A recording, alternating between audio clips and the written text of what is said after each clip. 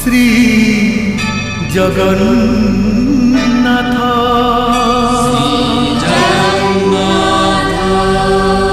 श्री जगन्नाथ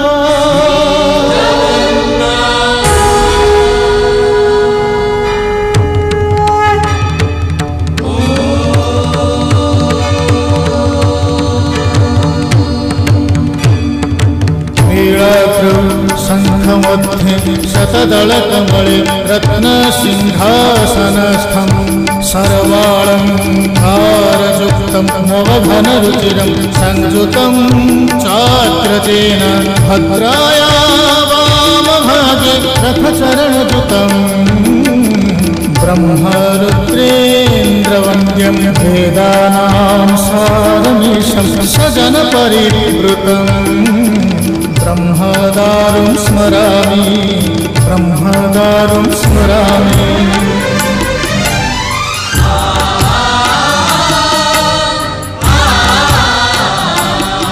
तुमे अनंत क्षय हे जगन्नाथ तुमे अव्यक्त अक्षर हे जगन्नाथ निज इच्छारु सृजिल हे जगत आदि नाही जे तुमार नाही अंत तुमे पवित्र ओंकार चिर सत्य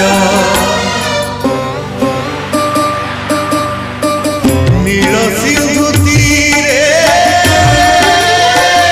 नीलाचल तहि विराजित बड़ देउल दारु ब्रह्म रूपे हे विश्व पालन उड़ाओ पताका पतित पावन सत्य धर्म न्याय परिसंस्थापित भक्तर तुमे होइछ हे नाथ श्री जगन्नाथ श्री जगन्नाथ जगन्नाथ श्री जगन्नाथ श्री जगन्नाथ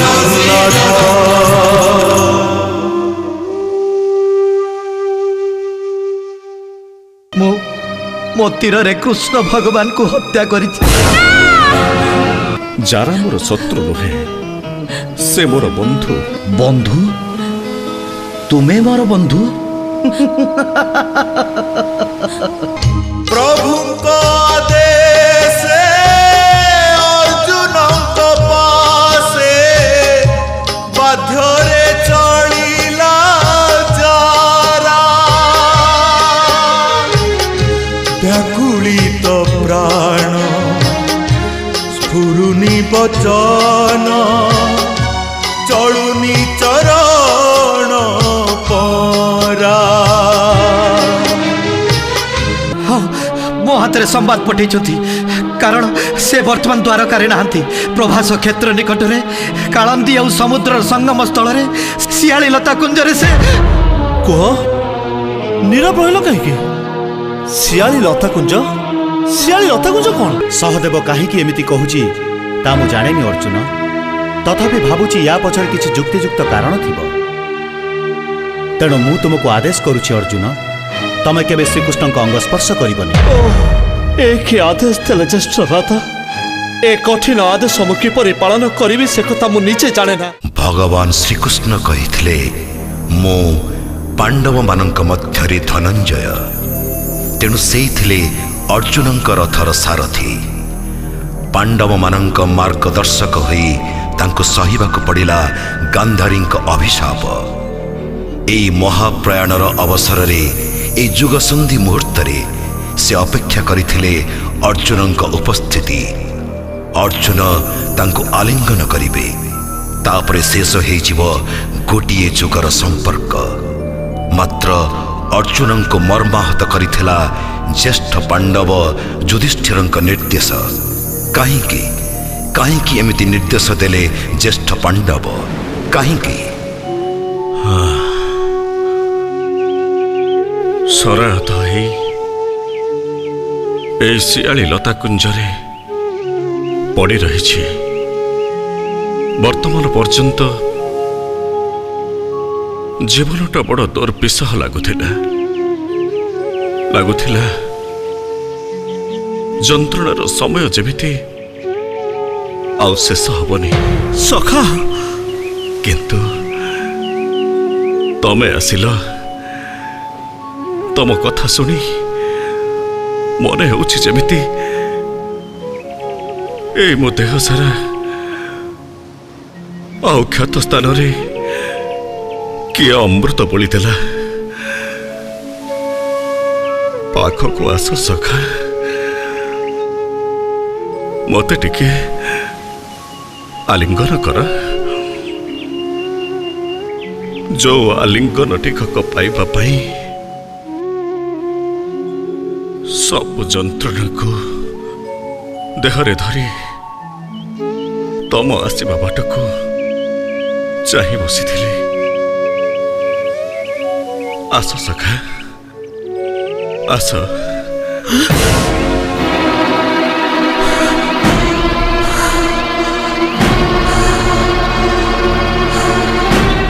ମୁଁ ତୁମକୁ ଆଦେଶ କରୁଛି ଅର୍ଜୁନ, ତମେ କେବେ ଶ୍ରୀକୃଷ୍ଣଙ୍କ ଅଙ୍ଗ ସ୍ପର୍ଶ କରିବନି। ଏ କି ଆଦେଶ ଦେଲେ ଜ୍ୟେଷ୍ଠ ଭ୍ରାତା? ଏ କଠିନ ଆଦେଶ ମୁଁ କିପରି ପାଳନ କରିବି ସେ କଥା ମୁଁ ନିଜେ ଜାଣେ ନା। ତଥାପି ଜ୍ୟେଷ୍ଠ ଭ୍ରାତା ହିସାବରେ ଆପଣଙ୍କ ଆଦେଶ ମୋତେ ପାଳନ କରିବାକୁ ହିଁ ହେବ। କଣ ହେଲା ସଖା? ଦୂରରେ କାହିଁକି? ଦୂରତ୍ୱ ଆଉ ସହି ହଉନି। ଜୀବନ ଦୀପ କ୍ରମଶଃ ନିଷ୍ପ୍ରଭ ହେଇ ଆସୁଛି। ସଖା, ଏ ସମୟରେ ଆଉ ଦୂରରେ ରୁହନି ସଖା, ପାଖକୁ ଆସ। କିନ୍ତୁ ତୁମ ମୋ ଭିତରେ କିନ୍ତୁ କେବେଠାରୁ ପ୍ରାଚୀର ହେଇ ଠିଆ ହେଲା ଅର୍ଜୁନ।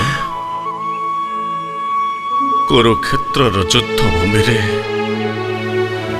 ମୁଁ ତ ତୁମ ଭିତରେ ଥିବା ସେ କିନ୍ତୁକୁ ଦୂରେଇ ଦେଇଥିଲି। ମନେ ପକା ଅର୍ଜୁନ, ସେଦିନ ସେଇ କିନ୍ତୁ ଯଦି ତମକୁ ଗ୍ରାସ କରିଥାନ୍ତା, ତାହେଲେ କୁରୁକ୍ଷେତ୍ର ଯୁଦ୍ଧର ଫଳାଫଳ ଅନ୍ୟ ପ୍ରକାର ହେଇପାରିଥାନ୍ତା। ମୁଁ ସେଦିନ ତମକୁ କହିଥିଲି ନା, ସର୍ବଧର୍ମାନ୍ ପରିତ୍ୟଜ୍ୟ ମାମେକଂ ଶରଣଂ ବ୍ରଜ ଅହଂ ତ୍ୱାଂ ସର୍ବ ପାପେଭ୍ୟଃ ମୋକ୍ଷୟିଷ୍ୟାମି ମା ଶୁଚଃ। ତମେ ତ ନିଃସର୍ତ୍ତ ଆତ୍ମସମର୍ପଣ କରିଥିଲ। ଆଜି କାହିଁକି ତମ ମନ ଭିତରେ ଏ ଦ୍ୱିଧା ଅର୍ଜୁନ? ମୋତେ କ୍ଷମା କରନ୍ତୁ ସଖା। ମୋ ମନର ଅବସ୍ଥା ଯଦି ଆପଣ ଦେଖିପାରନ୍ତେ ତାହେଲେ ଜାଣିପାରନ୍ତେ ଆଲିଙ୍ଗନ ନୁହେଁ, ଆପଣଙ୍କୁ ସ୍ପର୍ଶ କରିବା ପାଇଁ ମୋ ମନ କିପରି ବ୍ୟାକୁଳ ହେଇ ଉଠୁଛି। ହେଲେ ଜ୍ୟେଷ୍ଠ ଭ୍ରାତାଙ୍କର ଆଦେଶ ଆପଣଙ୍କୁ ଯେପରି ମୁଁ ନ ଛୁଏଁ। ମୋତେ କୁହନ୍ତୁ ସଖା, ଏ ଆଦେଶ ମୁଁ ଲଙ୍ଘେଇବି କିପରି? ଯୁଧିଷ୍ଠିର ତମକୁ ଏ ଆଦେଶ ଦେଇଛନ୍ତି। ଯୁଧିଷ୍ଠିର, ଅବଶ୍ୟ ଏହା ହିଁ ନିୟମ। ପତଙ୍ଗ ଅନ୍ଧକାରରେ ରହିବାକୁ ଚାହେଁନି। ତେଣୁ ଲିଭି ଆସୁଥିବା ଦୀପକୁ ଛାଡ଼ି ସେ ଉଡ଼ିଯାଏ ଅନ୍ୟ ଏକ ଉଜ୍ଜଳ ଦୀପ ପାଖକୁ। ଏବେ ବୁଝିଲି, ମଣିଷ ବି ପତଙ୍ଗ ଠାରୁ ବ୍ୟତିକ୍ରମ ନୁହେଁ। ହେ ଭଗବାନ, ମୁଁ ଏବେ କ'ଣ କରିବି? ନା, କିଛି କରିବାର ନାହିଁ। ଏଇ ଯିବା ସମୟରେ ତମକୁ ମୁଁ ଆଉ ଧର୍ମ ସଙ୍କଟରେ ଛାଡ଼ି ଯିବାକୁ ଚାହୁଁନି। ବୋଧହୁଏ ଭଲ ହେଲା ତମେ ଥିଲ ମୋ ପାର୍ଥିବ ଜୀବନର ଶେଷ ରଜ। ସେ ବି ଛିନ୍ନ ହେଇଗଲା। ସଖା, ବଡ଼ ଅସହ୍ୟ ହେଲାଣି এই ସରବିଦ୍ଧ ସ୍ଥାନ। ଅସହ୍ୟ ଯନ୍ତ୍ରଣା ଦେଲାଣି। ଯାରା ପ୍ରଭୁ, ଅର୍ଜୁନ ତ ମୋତେ ସ୍ପର୍ଶ କରିବେନି। ତମେ ମୋ ପାଦରୁ ସରଟିକୁ ବାହାର କରିଦିଅ। ହୁଏତ ବାହାର କଲା ମାତ୍ରେ ମୁଁ ଚିରଦିନ ପାଇଁ ସ୍ତବ୍ଧ ହେଇଯିବି। କିନ୍ତୁ ତା ପୂର୍ବରୁ ମୁଁ ପ୍ରତିଜ୍ଞା କରୁଛି, ତୁମକୁ ଦେଇଥିବା କଥା ମୁଁ ନିଶ୍ଚୟ ରକ୍ଷା କରିବି। ଆସ ଯାରା, ମୋ ପାଦରୁ ସର ବାହାର କରିଦିଅ। ହଁ ପ୍ରଭୁ। ଅର୍ଜୁନ, ସଖା, ପ୍ରଭୁ, ମୋର ଗୋଟେ ଅନୁରୋଧ ରକ୍ଷା କରିବ। ଆଦେଶ କରନ୍ତୁ ପ୍ରଭୁ। ମୋର ଏ ଦେହାବସାନ ସହିତ ଗୋଟିଏ ଯୁଗର ଅବସାନ ହେଇଯିବ। ତା ସହିତ ହଜିଯିବ ଆଜିର ଅନେକ ପ୍ରତିଷ୍ଠିତ ଗୌରବ। ସମୟ ସମସ୍ତଙ୍କୁ ଇତିହାସର ଚରିତ୍ରରେ ପରିଣତ କରିଦେବ। ଆଉ ଦ୍ୱାରକା, ଯଦୁ ବଂଶର ସ୍ୱପ୍ନର ଦ୍ୱାରକା କ'ଣ ହବ ପ୍ରଭୁ? ସାଗରର ଶବ୍ଦ ଶୁଣିପାରୁଛ?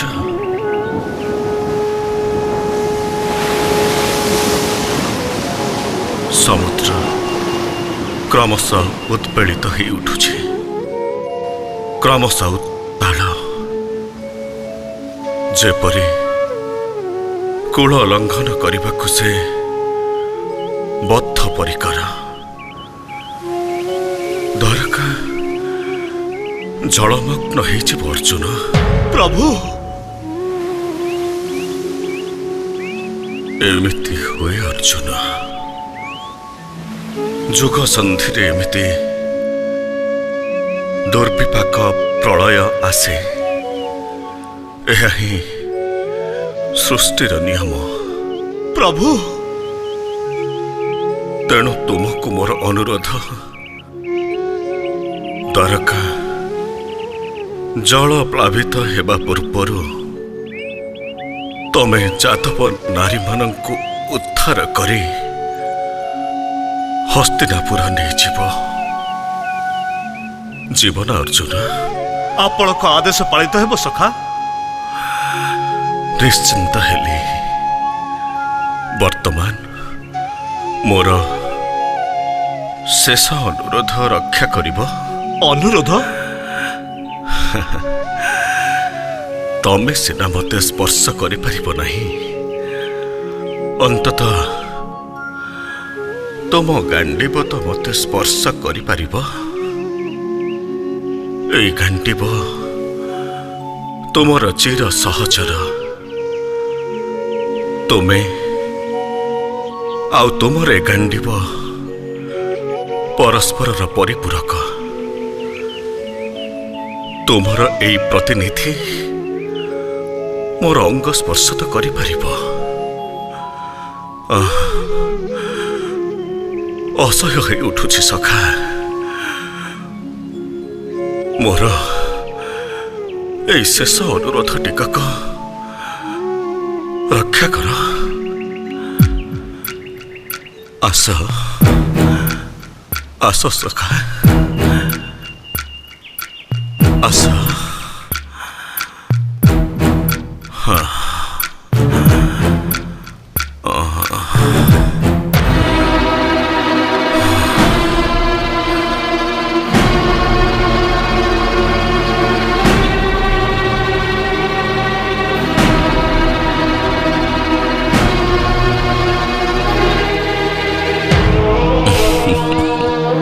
बेस जहा पाइबा कथा पाइगली। मोर तुमठू जहा पाइबार कथा पाइगली सखा। जरा कहतु प्रभु, वर्तमान तुमर काम ए सरटी को बाहर कर दियो, किंतु केबे भी मनरे आनिबो नाही तुमर सराघातरे मोर मृत्यु हेला। तमे मो मृत्युर कारण नुह, मुक्तिर कारण। आस जरा शीघ्र सर बाहर कर। आस आस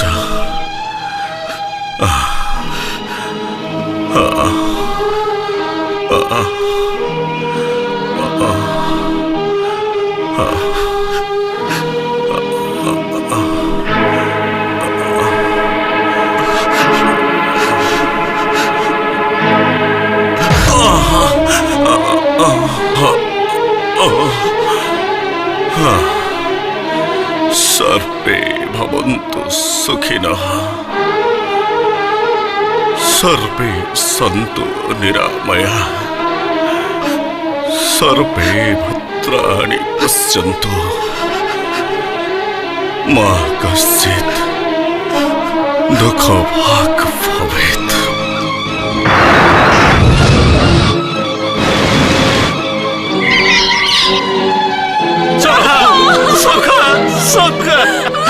अर्जुन को छुई नहीं गले प्रभु देइथिले जेउ कड़ा इच्छामय निज श्रीअंग तेजिले, इच्छामय निज श्रीअंग तेजिले सरिला द्वापर लीला। काल नियम रे निजे महाकाल, काल नियम रे निजे महाकाल स्वस्थान लभिले परा, स्वस्थान लभिले परा। अफेरा समय धारा, अफेरा समय धारा। ताहले तमे तमे मो प्रभु को मृत्यु पाई दाई तमरे सराघात रे ताहले सख आमको छाड़ी चली गले। अर्जुन मु तुमको छाड़बी, तमे जमीती सराघात मोर प्राणप्रिय सखांकर हत्या करिछ, मु भी ठीक तुमको सेमती हत्या करी। मो हाथरू आज तुमर मुक्ति नहीं जाना सबरो। हत्या कर, मते हत्या कर अर्जुन। एकलानी मो पाई दुर्विष हो पड़लानी। उठाओ उठाओ तुम गांडीब, उठाओ मते हत्या करो, मते हत्या करो। उठाओ उठाओ अर्जुन, उठाओ मते हत्या करो। उठाओ तुम गांडीब, उठाओ उठाओ अर्जुन मते हत्या करो। उठाओ अर्जुन मते हत्या करो।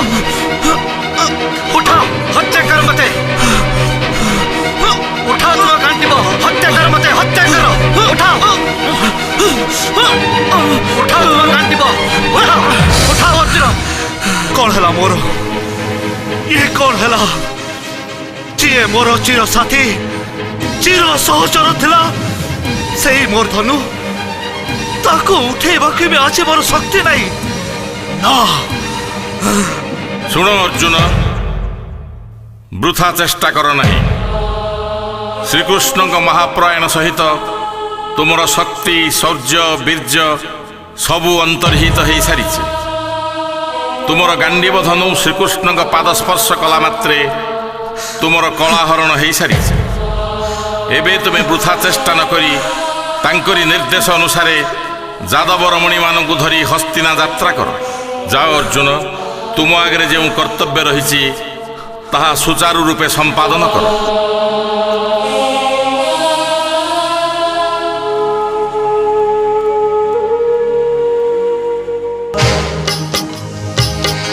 অফেরা সময় ধারা,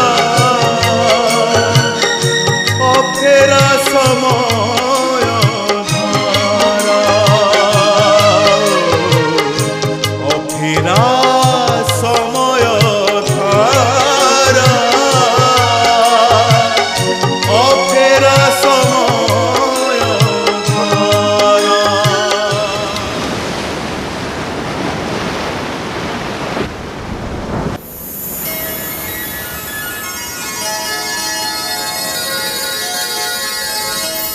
शान्ताकारं भुजगशयनं पद्मनाभं सुरेशं विश्वधारं गगनसदृशं मेघवर्णं शुभाङ्गं लक्ष्मीकान्तं कमलनयनं योगिर्भिध्यानगम्यं वन्दे विष्णुं भवभयहरं सर्वलोकैकनाथं। नारायण नारायण। प्रणाम ग्रहण करंतु प्रभु। माता लक्ष्मी को मोर प्रणाम। कृष्णावतारर लीला शेष करी प्रभु कौन पुणी जोग निद्रा रे? नारद, नारायण नारायण। तुम आगमनर हेतु गोटे जिज्ञासा थिला मोर। कुह। कृष्ण अवतार थिला प्रभुंकर पूर्ण अवतार। पूर्णता प्राप्ति हेले समस्तंकर मोक्ष हुए, आउ पुनर्जन्म हुएनी। ताहले प्रभु कौन आउ धरापृष्ठरे अवतार ग्रहण करिवेनी? भल प्रश्नटी पचारिल। मु तो तुमको आगरु कहिछि नारद, ना हम तिष्ठामि वैकुंठे जोगिनां हृदय न च मद्भक्ता जत्र गायन्ति तत्र तिष्ठामि नारद। आपणकर भक्त ताहले कोठी आपणकर गुण कीर्तन करुछंती प्रभु? नारद, पृथ्वी रे मानव हेउछि सबुठु विचित्र प्राणी। ता भितरे देवत्व थाए जेमिति दानवत्व थाए सेमिति। सेई देवत्व जेतेबेले प्रबल हो जाए किंबा दानवत्व प्रबल हो जाए सेतेबेले मते पुणी सेमानक भितरकु फेरी जिबाकु पड़िथाए। ताहले कोन आपण पुणी निजको सृष्टि करिवे प्रभु? केबे कोठी? नारद, मु तो स्वयं मोर आदि नहीं कि अंत नहीं। अवतार माने मो देहरु सृष्टि होई सेमानकु दिया जायथिबा कर्तव्य शेष करी पुणी मोरी भीतर को फेरी आसंती। सेही परिप्रेक्षी रे कृष्णकर आत्मा मो देहरे निमज्जित। महाप्रलय परे मु जेउ नीलकंदर रे अवस्थान करुछि, अन्य एक महाप्रलय पर्यंत मर्त्यरे सेही ही मोर वासस्थान। नारायण नारायण नारायण।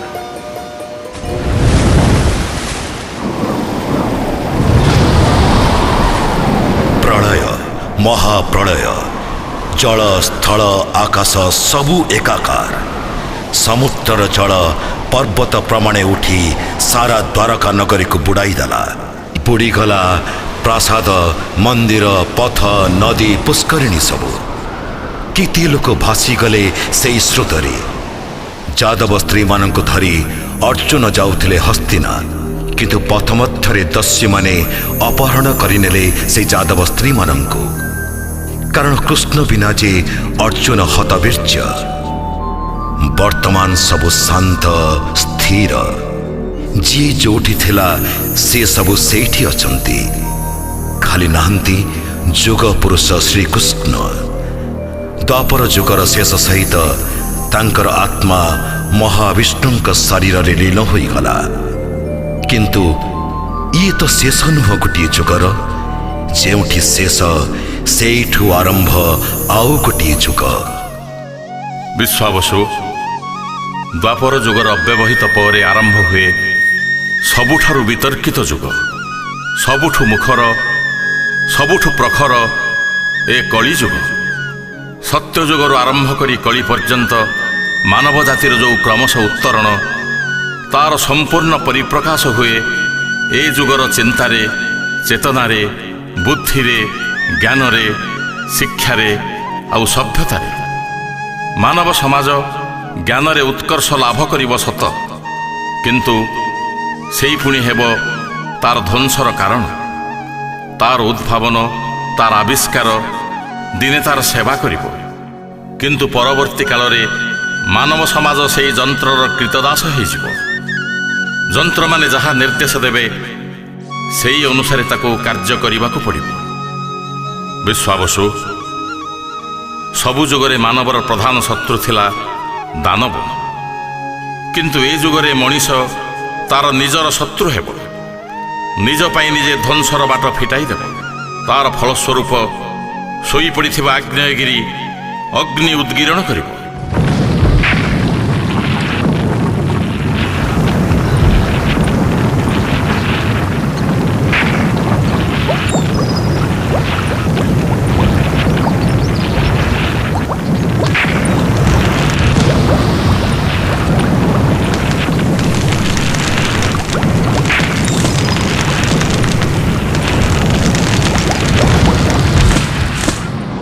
ଭୂମିକମ୍ପ ଏବଂ ଭୂଚଳନ ଧରାବକ୍ଷକୁ ଥରାଇ ଦେବ।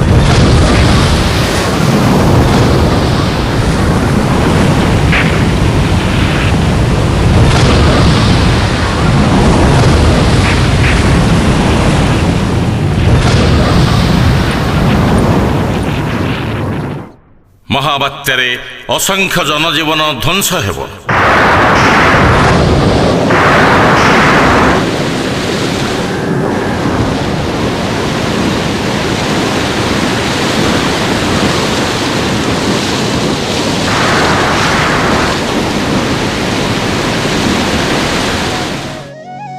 ତାପରେ ବାୟୁମଣ୍ଡଳ ବିଷାକ୍ତ ହୋଇ ମହାମାରୀ, ବିଭୀଷିକା ଇତ୍ୟାଦି ସୃଷ୍ଟି କରିବ।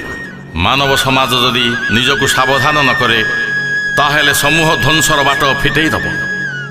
ଥାଉ ଥାଉ ପ୍ରଭୁ, ଆଉ ମୁଁ ଶୁଣିପାରିବିନି। ଭୟ କର ନାହିଁ ବିଶ୍ୱାବସୁ, ଯାହା ଶୁଣିଲ ତା କେବେ ବି ଦେଖିପାରିବନି, କାରଣ ଇଏ କଳିଯୁଗରେ ହିଁ ଘଟିବ।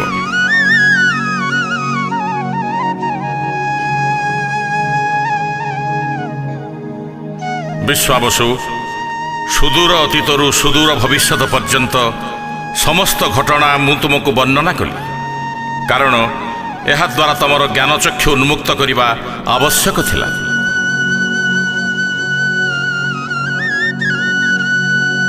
ବିଶ୍ୱାବସୁ, ଏ ସମଗ୍ର ସୃଷ୍ଟିରେ ତମେ ହେଉଛ ପ୍ରଥମ ମଣିଷ ଯିଏ ମୋ ପାଖରେ ପହଞ୍ଚିବାର ସୁଯୋଗ ପାଇଛ। ଏହାର ମଧ୍ୟ ଆବଶ୍ୟକତା ଥିଲା, ଆଉ ସେଇଥିପାଇଁ ଆଜିଠାରୁ ମୁଁ ତୁମକୁ ହିଁ ପୂଜା କରିବାର ଅଧିକାର ଦେଲି। ମୁଁ ଧନ୍ୟ ହେଇଗଲି ପ୍ରଭୁ, କିନ୍ତୁ କ'ଣ ବିଶ୍ୱାବସୁ? କଣ ଦେଇ ମୁଁ ଆପଣଙ୍କୁ ପୂଜା କରିବି? ମୁଁ ବିଧି ଜାଣିନି, ଅନୁଷ୍ଠାନ ଜାଣିନି, ମନ୍ତ୍ର ବି ଜାଣିନି। ବିଶ୍ୱାବସୁ, ମଣିଷର ହୃଦୟ ଭିତରୁ ବାହାରିଥିବା ଶବ୍ଦ ହେଉଛି ସର୍ବଶ୍ରେଷ୍ଠ ମନ୍ତ୍ର। ମୁଁ ସେଇ ମନ୍ତ୍ର ହିଁ ତୁମ ପାଖରୁ ଚାହେଁ। ବିଧି, ନୀତି ନିୟମ ତୁମ ପାଇଁ ଏସବୁର କିଛି ଆବଶ୍ୟକତା ନାହିଁ। ଏଇ ବନରେ ଫୁଟିଥିବା ଫୁଲ ସବୁ ମୋର ଅତି ପ୍ରିୟ, କାରଣ ମୋର ଅନ୍ୟ ନାମ ହେଉଛି ବନମାଳୀ। ଏ ବନରେ ଥିବା ଫଳ ସବୁ ମୋର ପ୍ରିୟ ଆହାର। ସେଥିରେ ତୁମେ ପୂଜା କଲେ ମୁଁ ସନ୍ତୁଷ୍ଟ ହେବି। ପ୍ରତିଦିନ ପ୍ରଭାତରେ ଆସି ତୁମେ ମୋତେ ପୂଜା କରି ଯାଉଥିବ, କିନ୍ତୁ ତୁମକୁ ଗୋଟିଏ ନିର୍ଦ୍ଦେଶ, ତୁମ ଛଡ଼ା ଆଉ ଯେପରି କେହି ମୋର ସନ୍ଧାନ ନ ପାଆନ୍ତି, ଏଠିକି ଆସିଥିବା ପଥର ଠିକଣା ତୁମେ କାହାକୁ ଦେବ ନାହିଁ। ଏହା ମୋର ନିର୍ଦ୍ଦେଶ ବିଶ୍ୱାବସୁ, ତୁମେ ମନେ ରଖିବ।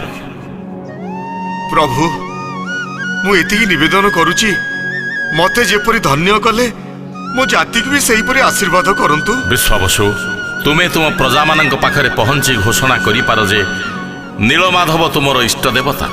ତା ଛଡ଼ା ଅନ୍ୟ କୌଣସି ସମ୍ବାଦ ତୁମେ ସେମାନଙ୍କୁ ଦେବ ନାହିଁ। आपणकर आज्ञा पालित हब प्रभु। आपणकर ये स्थान विषय मो छड़ा आउ केही जानी परिबेनी, किंतु एतिकी दुख रहीगला प्रभु, मु आपणक स्वरूप देखि पारिलिनी। देखि भी पारिब नाही। तुम सम्मुखरे मोर प्रतीक एई प्रतिमा को तुम्हें पूजा करि पारिब। जाओ विश्वावसु, एबे तुम राज्य को फेरी जाओ। आउ जीवाकू इच्छा होनी प्रभु। कर्तव्य अवहेला कर नाही। विश्वावसु, तुम्हें छोट हेउ कि बड़ हेउ गोटे राज्यर राजा, राजाहीन राज्य पितृहीन परिवार भली।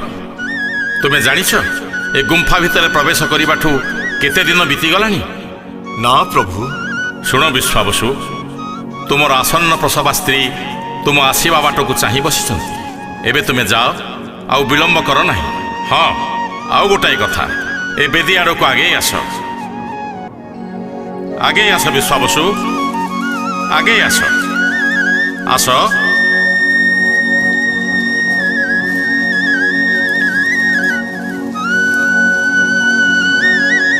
विश्वावसु, मो पाद पाखरे गोटे रत्न मुद्रिका अछि।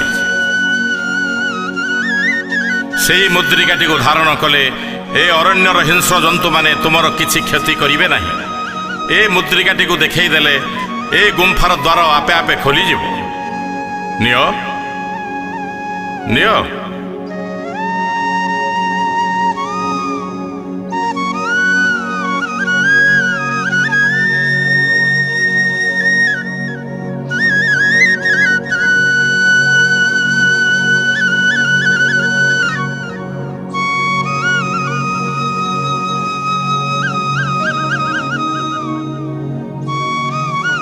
प्रभु, आपण को निर्देश अनुसार मु चली जीवी, किंतु जीवा पूर्व मते एतिक अनुमति दियंतु वन फूल और वन फल रे आपणकर आराधना करी जाए। तथास्तु।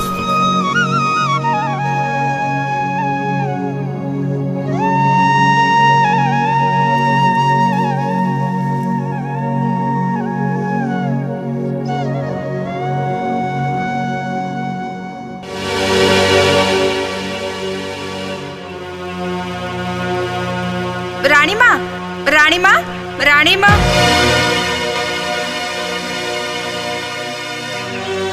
रानी माँ, आज को 3 दिन हे गला जल सुधा मुह को नहीं नांती। दिन राति एई झरका पाखरे ठिया ही सेई पहाड़ को अनै रहिचंती। एमिति हेले देह खराब हे जिवो रानी माँ। कौन लाभ ए देहटा को बंचई रखी? महाराज से जे गले 3 दिन है किसी खबर अंतर नहीं। मुझे चंडाणी कहीं छाड़ी देली? महाराज को पाई चिंता करंतुनी रानी माँ। मो मन भितर किए जमिति कहूची मणिमा किछि विपद है। हेले 3 दिन है आसुना कहीं? आज जाए केबे से एका एका बाहर राति कटई ना। जुआड़े जाती निश्चय फेरी आसती, किंतु एथर से जे सकाळु सकाळु जाइछंती एते दिन है तांकर देखा नहीं। व्यस्त हुआ राणी माँ। मंत्री सेनापति चारिआड़ को लोक पठेचंती। निश्चय महाराज का खबर मिल जिवो। आसंतु टिके किछि मुहरे दे दियंतु। पारिबिनी पारिबिनी सुकुमारी। राजा न आसिला जाए मु किछि भी खाई परिबिनी। राणी माँ, पेटरे थिबा पिलाटा कथा टिके चिंता करंतु। केते ठाकुर देवता डाकी पेटरे पिलाटी को धरिचंती। एमती उपास रहिले पिलाटार जे अवस्था कौन हबो से कथा टिके भाबंतु। आपण को पाई न हो अंततः पिलाटा पाई किछि टिके मुहरे दियंतु। राणी माँ, राणी माँ, मंत्री और सेनापति आपण को देखा करिया पे अपेक्षा करछंती। अपेक्षा करछंती? महाराजांकर कौन किछि खबर मिली गला?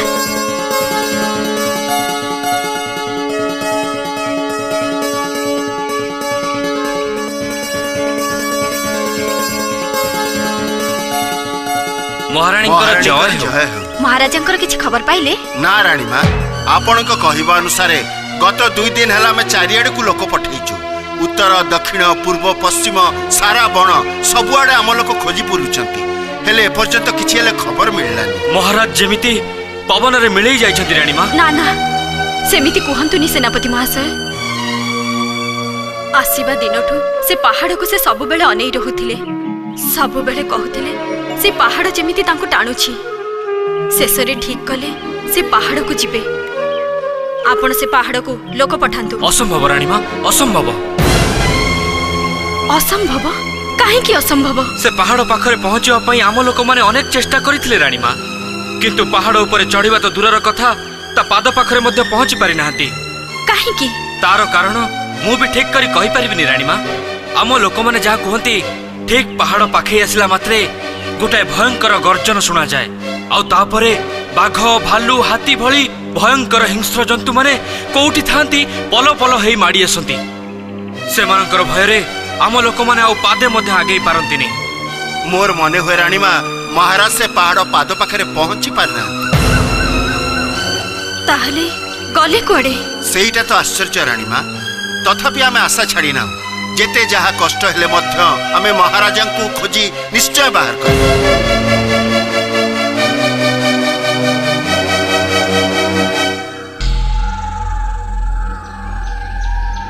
अरे कौन किसी ठिकाना मिलला? काई नहीं तो गले कोडे मु केमती जानिबी? ठीक अछि, तमे एपट खोजो, मु सेपट को जाउछु। हां अरे कुआडे किसी संधान मिलला ना खाली खोजुछ? अरे नहीं मो भाई, कोउट तो देखा जाउ नादी। हेडी चलो खोजिबा, चलो चलो चलो। आउ सियाड़ को जा ना, सियाड़े घंच जंगल, बाघ भालू हाथी पल पल। अरे चल ना ठीक भीतर को जीवा। किए कहि परिबो हम राजा कुआडे उभा नहीं गले? हौ कहूछु जदी चाल। अरे हां हां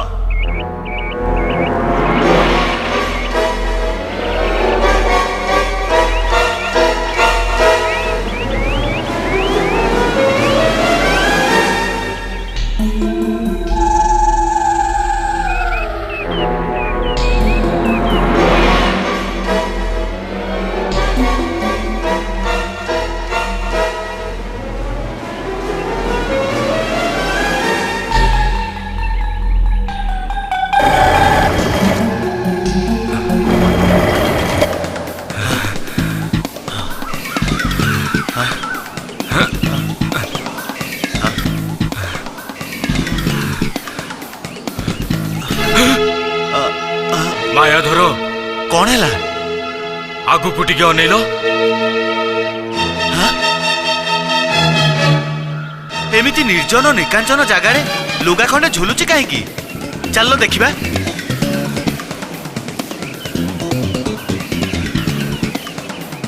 अरे ये तो अंगवस्त्र। हाँ ये तो आम राजा को अंगवस्त्र भली लगुची। अरे हाँ तो तामाने राजा निश्चय एई दिगरे कुआडे जाइछन्ति। हाँ हाँ चलिलो देखिबा। हो हो चल जीवा।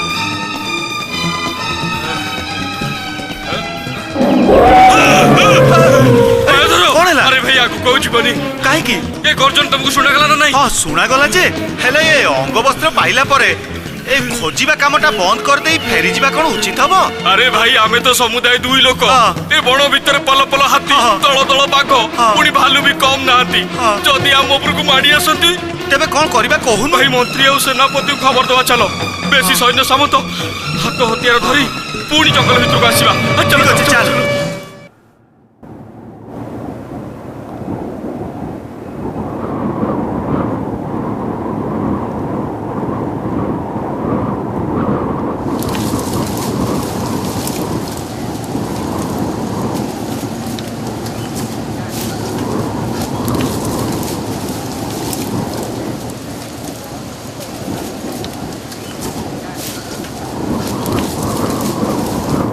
मो दोष धरिबेनी प्रभु, आपण कहिथिले वन फूल और वन फल तुष्ट हेबे।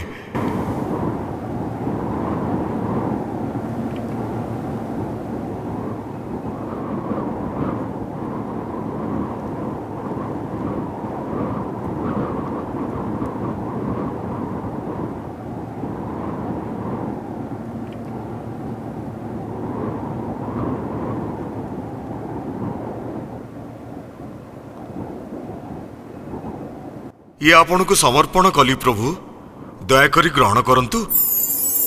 तुष्ट हेली वर्तमान ए फल प्रसाद हैला, ताकू तुमर प्रजा मानक भितरे बंटन करिवो। हाँ प्रभु।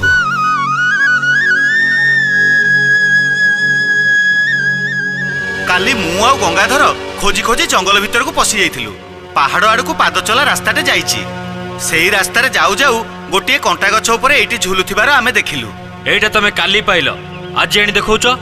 जंगलरू फेरु फेरु राति गला सेनापति महाशय, सेइथिपाई आज सकाळु आनी आपनकु देखैलु। सेनापति महाशय कौन है सेनापति महाशय? मंत्री महाशय एटा एटा तो महाराजा का अंग वस्त्र। मायाधर कहूतिला जंगल रे गोटे कंटा गछ ऊपर एटा झुलुथिला बोली। ताहले महाराज कौन? मु किछि बुझी पारुनी मंत्री महाशय। ए अंग वस्त्रर कौनसी स्थान रे रक्त छिटा नाही, तेणु वन्य जंतुंकर भय। जहाँ हेले बेटा महाराजा का अंग वस्त्र आउ जंगल भितर मिलिछि। वर्तमान कौन करा जीव मंत्री महाशय? महारानी को शीघ्र संवाद दबाक पड़ो।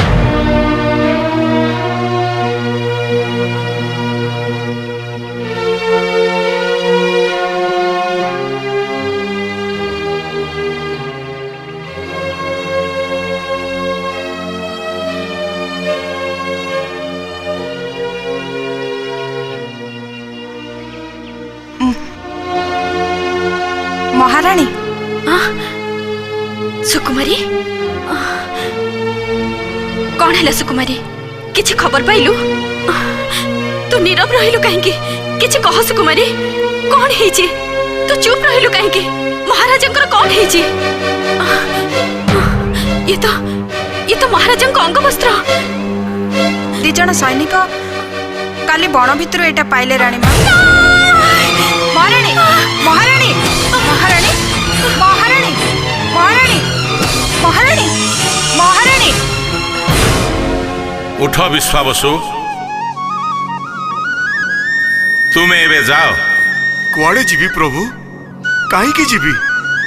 जोटी पहुंचवा पई मनुष्य को जुग जुग धरी तपस्या करिया को पड़े, मु तो सेठी पहुंची जाईची। आउ कुआड़े जीवी? तुमर कर्म शेष हेने विश्वावसु। प्रत्येक जीव कर्म रे बंधा। से कर्म शेष नहला पर्यंत जीवन चक्रर परिक्रमा शेष हुएनि। वर्तमान तुम पथ चाही तुम स्त्री व्याकुल होई उठिलेଣି। पात्र मंत्री अमात्यगण विव्रत होई पड़िलेଣି। प्रजाकुल दिगहरा होई गलेଣି। ना आपण जीवाकू कहंतुनी प्रभु। आपण को पाई मु सब पाई सारिची। आउ मोर किछि चाहिबार नहीं कि किछि पाइबार नहीं। अछि अनेक किछि पाइबार अछि, अनेक किछि करिबार अछि। जाओ आउ विलंब करनी। अरे जाऊन कहीं की? ये पर नीलमाधव को आदेश। बेस एई जदि आपनको इच्छा पूर्ण हो।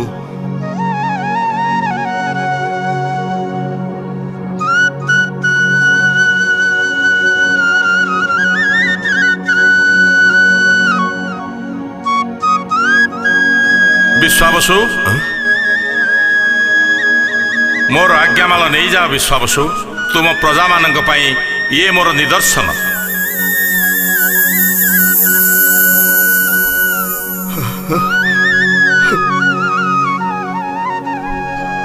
जाओ विश्वावसु, पुणी काली के आसीबो।